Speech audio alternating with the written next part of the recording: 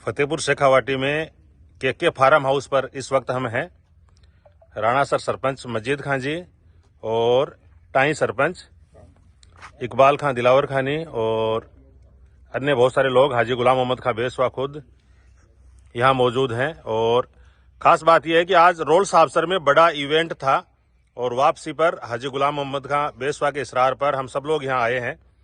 और इसके साथ एक बात ऐड ये हो गई है कि हम सब के अजीज संघर्ष के पर्याय ठाकुर शमशेर भालू खां को राजस्थान प्रदेश कांग्रेस कमेटी सेवादल में एक नई जिम्मेदारी मिली है। तो इस पर इनका स्वागत किया गया है, अभिनंदन किया गया है। हम भी 2 मिनट बात करना चाहेंगे शमशेर खां जी से। क्या जिम्मेदारी मिली है और अपने ख्यालात का इजहार आप किस अंदाज में करना चाहेंगे शमशेर खां? सबसे पहले तो मैं फतेहपुर के सभी साथियों को शुक्रिया अदा करता हूं कि आपने मुझे इज्जत बख्शी। दूसरा ये है कि पार्टी से तो हम जन्म से जुड़े हुए हैं। मेरे वालिद साहब विधायक रहे हैं, मेरे बड़े भाई साहब हैं वो जिला के महासचिव हैं। प्रदेश लेवल पे हमें ये पहली बार जिम्मेदारी मिली है और इंशाल्लाह इस जिम्मेदारी को बखूबी निभाएंगे। ये पद बड़ा नहीं है, पद पे काम करने वाला आदमी बड़ा होता है और जो काम करने वाला होता है पद को बड़ा बना देता है। इंशाल्लाह आपको काफी दिनों बाद सेवा दल का एक नया रूप देखने को मिलेगा जिसमें टोपी गायब हो गई थी। इंशाल्लाह हर सेवा दल के आदमी के पास आपको 24 घंटे कोई न कोई जिले में आपको टोपी वाला मिलेगा। और जो संजय गांधी का सपना था, महात्मा गांधी का सपना था कि सेवा से ही मानव का कल्याण हो सकता है। ठीक है, सेवा से मानव का कल्याण हो सकता है और टोपी वापस गायब हो गई थी, आप ऐसा कह रहे हो।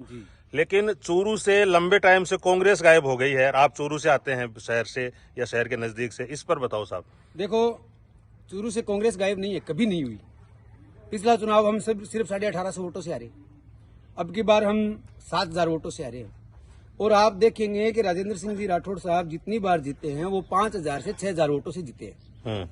लेकिन मैं ये नहीं कहूंगा कि उन्होंने बेईमानी की, क्योंकि चुनाव होता है, चुनाव में सब पैंतरे आजमाए जाते हैं। तो मैं बेईमानी तो नहीं कहूंगा, लेकिन ये कहूंगा कि हमारे जो कैंडिडेट रहे हैं उनमें कहीं न कहीं कोई कमी रही है। कैंडिडेट किसी न किसी रूप से कमजोर साबित हुए और जो पार्टी का वोटर है उससे वो वोट डलवाने में नाकामयाब रहे। वोट अगर घर पे है या कुछ वोट को वो डाइवर्ट नहीं कर सके हैं तो ये कमी पार्टी की नहीं है, चुनाव लड़ने वाले की है। और चुनाव लड़ने वाला व्यक्ति अगर ताकतवर मानसिक रूप से हो तो चुनाव आसानी से चूरू का जीता जा सकता है। प्रदेश लेवल की कांग्रेस की आप राजनीति करने जा रहे हो, विधानसभा चुनावों के बाद और ज्यादा हो गई क्या कांग्रेस कमजोर? क्योंकि अभी जो उपचुनाव में रिजल्ट आया उसमें तो 1 सीट हिस्से में आई 7 में से। नहीं, कांग्रेस कमजोर नहीं हुई। भाजपा ने अपनी शक्ति का और अन्य जो शारीरिक मशीन, जो सरकारी मशीनरी होती है, उसका दुरुपयोग करके दबाव की राजनीति से चुनाव जीता है। और ये होता है, पिछली बार जब कांग्रेस थी और जो उपचुनाव हुए थे 8 ही हुए थे, उनमें से 7 कांग्रेस ने जीते थे, 1 भाजपा ने जीता था। तो ये बड़ी बात नहीं है, उपचुनाव सरकार के पक्ष के होते हैं।